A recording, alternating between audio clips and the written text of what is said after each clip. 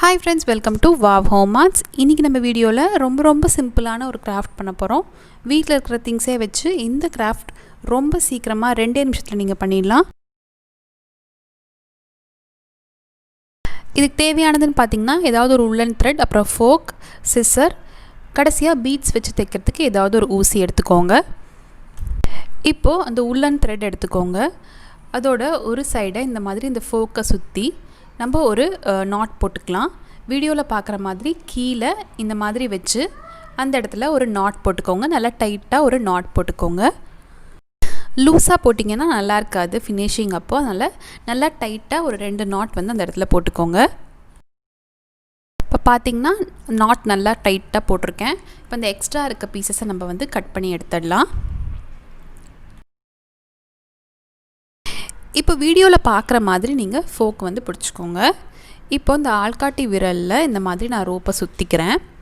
சுத்திட்டு நம்ம சுத்துனது இருக்கு இல்லையா, அதை எடுத்து நம்ம அந்த ஃபோக் மேலே அப்படியே மாட்டி விட்டுறலாம். இந்த மாதிரி நல்லா மாட்டினதுக்கு அப்புறமா இப்போ அந்த இருக்கிற ரோப்பை அப்படியே இழுத்தீங்க அப்படின்னா ஒரு நாட் வந்து இந்த கார்னரில் வந்து போட்டிருக்கோம். புரியும்னு நினைக்கிறேன். நம்ம வந்து பூ கட்டுற மெத்தட் மாதிரியே தான். இப்போ திரும்பவும் நான் அந்த ஆள்காட்டி விரலில் அந்த த்ரெட்டை வந்து அப்படியே சுற்றிக்கிறேன். சுற்றினதுக்கப்புறமா அந்த சுற்றினதை எடுத்து அந்த ஃபோக்கில் வந்து மாட்டி விட்டுட்டேன். இப்போ அந்த கயிறை இழுத்தோம் அப்படின்னா அழகாக வந்து ஒரு நாட் வந்து அந்த சைடில் வந்து போட்டுக்கும். இதே போல் நம்ம அந்த ஃபோக் ஃபுல்லாக வந்து போட்டுக்கலாம். இன்னும் ஒரே ஒரு தடவை சொல்லிடுறேன். இப்போ அந்த ஆள்காட்டி விரலில் இந்த மாதிரி சுற்றிட்டு நம்ம சுற்றின அந்த ரோப்பை எடுத்து இந்த மாதிரி மாட்டி விட்டதுக்கப்புறமா நம்ம ரோப்பை அழகாக இழுத்தோம் அப்படின்னா ஒரு நாட் வந்து சூப்பராக வந்து போட்டுக்கும். இதே போல் நம்ம அதை ஸ்பூன் ஃபுல்லாக போட்டுக்கலாம். ரொம்ப ஈஸி. நீங்கள் ஒரு தடவை இப்படி பண்ண ஆரம்பிச்சிட்டிங்க அப்படின்னா ஈஸியாக நீங்கள் ஒரு நிமிஷத்துலேயே இந்த ஃபோக் ஃபுல்லாக போட்டுடுவீங்க. இப்போ பார்த்திங்கன்னா நான் ஆல்மோஸ்ட் ஃபுல்லாக வந்து போட்டுட்டேன். ஒரு 15 தடவை இதே மாதிரி நான் வந்து அந்த கார்னரில் வந்து நாட் போட்டுட்டேன். இப்போ கொஞ்சமாக வந்து ரோப் விட்டுட்டு வந்து நம்ம சிசர் வச்சு கட் பண்ணிக்கலாம். இப்போ நம்ம கட் பண்ண அந்த த்ரெட்டை ஏதாவது ஒரு நீடில் நம்ம அதை கோத்துக்கலாம். உள்ளன் த்ரெட்டை கோக்கிறது கொஞ்சம் கஷ்டம். அதனால் ஏதாவது ஒரு சாதாரண த்ரெட்டை வந்து இந்த மாதிரி உள்ளே விட்டுட்டு இதுக்குள்ளே நீங்கள் மாட்டி இழுத்தீங்க அப்படின்னா அழகாக வந்து வெளியில் வந்துடும். சாதாரண நூலை இந்த மாதிரி 2ஆக உள்ளே விட்டுட்டு அதில் இந்த உள்ளன் நூலை நீங்கள் மாட்டி விட்டுட்டு இப்படி இழுத்தீங்க அப்படின்னா அழகாக வந்து ஈஸியாக கோத்துடலாம்.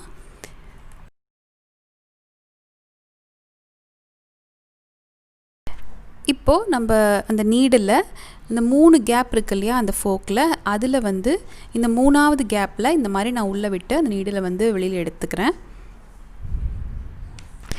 கேர்ஃபுல்லாக பண்ணுங்கள். நம்ம நாட் அந்த சைட் போட்டிருக்கோம். அதனால் இந்த சைடு இந்த 3ஆவது கேப்பில் நான் வந்து அந்த நீடில் உள்ளே விட்டு இந்த மாதிரி நம்ம ஃபுல்லாக வெளியில் எடுத்துக்கலாம் அந்த த்ரெட்டை.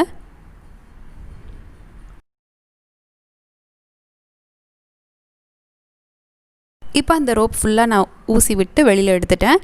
இப்போ திரும்பவும் அதே இடத்துல நம்ம 3ஆவது கேப்பில் விட்டோம் இல்லையா, அதே இடத்துல அதே மாதிரி ஒரு தடவை அகெயின் நம்ம அதே மாதிரி பண்ணலாம்.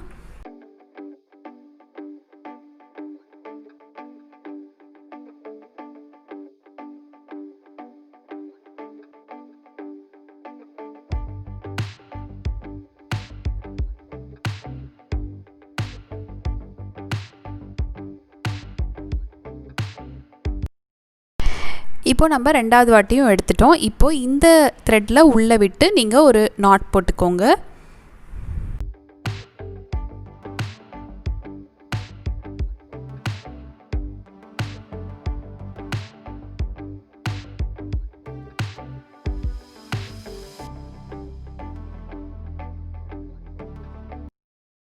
நல்லா டைட்டாக நாட் போட்டதுக்கப்புறமா இந்த எக்ஸ்ட்ரா இருக்க த்ரெட்டை வந்து கட் பண்ணிவிடுங்க.